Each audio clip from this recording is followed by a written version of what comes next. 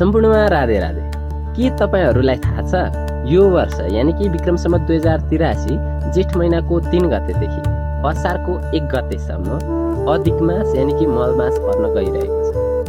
र मलमास भनेको के हो, मलमास कसरी बन्छ, यसमा के गर्ने र शास्त्रीय नियमहरू के छ, आउनुहोस् आज हामी यो भिडियोमा यसै विषयमा चर्चा परिचर्चा गरौँ।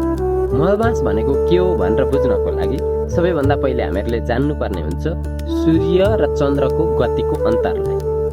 हामीसँग सौर्य मास र चान्द्र मास गरेर 2 प्रकारका मास छन् र सौर्य मास भनेको हामी सबैलाई अवगत नै छ, जुन 30 दिनको हुन्छ र सूर्यले एक राशिबाट अर्को राशिमा जानको लागि लाग्ने समयको अवधिलाई हामी 1 महिना भन्छौँ, जुन सौर्य मासको हो। र वैशाख जेठ असार साउन भनेर यसरी यिनीहरूको गणना हुन्छ। 12 महिनाको 1 वर्ष हुन्छ र यसलाई दिनमा भन्ने हो भने 365 दिन 6 घण्टा 9 मिनट र 10 सेकेन्डको 1 वर्ष हुने गर्दछ। अब हामी बुझौँ कि चान्द्रमास भनेको के हो। चान्द्रमास भनेको एउटा औँसी तिथिदेखि अर्को औँसी तिथिसम्मको समय अवधिलाई हामी चान्द्रमास भन्ने गर्दछौँ र यो करिबन 29 दिन 12 घण्टाको हुने गर्दछ। दिनका आधारमा भन्ने हो भने 364 दिन 8 घण्टा 48 मिनट र 36 सेकेन्डको चन्द्रवर्ष हुने गर्दछ। यसरी हेर्दा 1 वर्षमा नै 11 दिनको समयको अन्तर आउने गर्छ सूर्यको गति र चन्द्रको गतिमा।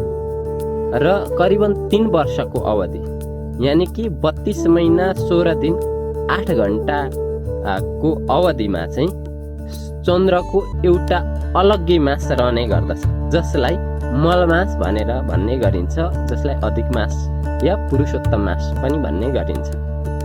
यसको शास्त्रीय र किंवदन्तीलाई हेर्ने हो भने यो मलमासमा सूर्य सङ्क्रान्ति हुँदैन र सूर्य सङ्क्रान्ति नभएको कारण यसलाई मलमास भनियो। मल यानि कि विकारले युक्त या फोरी भन्ने बुझिन्छ।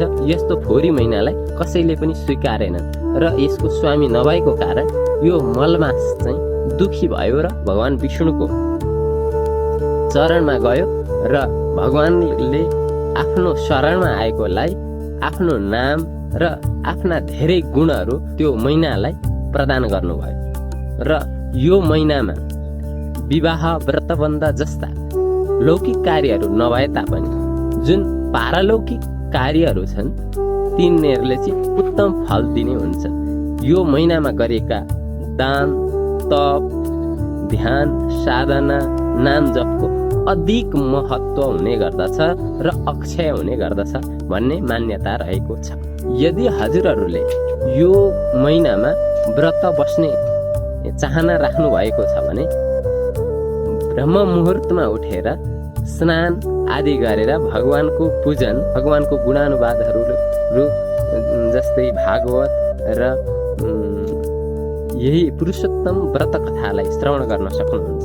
यदि हजुरहरूले एक महिना नै व्रत गर्न सक्नु भएन भने 15 दिन 7 दिन 5 दिन या 3 दिनको पनि गर्न सक्नुहुन्छ। यदि हजुरहरू व्रत बस्नको लागि असमर्थ हुनुहुन्छ या सक्नुहुन्न भने हजुरहरूले माछा मासु सकभर लसुन प्याज नखानु नै उत्तम हुने गर्दछ। र विशेष गरेर नवविवाहिता जोडीहरूले एकै ठाउँमा बस्नु हुँदैन। यदि एकै ठाउँमा बस्ने अवस्था छ भने पनि ब्रह्मचर्यलाई पालना गर्नुपर्ने हुन्छ र यस समयमा नयाँ कार्यको थालनी गर्नु हुँदैन भन्ने विश्वास गरिन्छ। हस्त धन्यवाद। राधे राधे।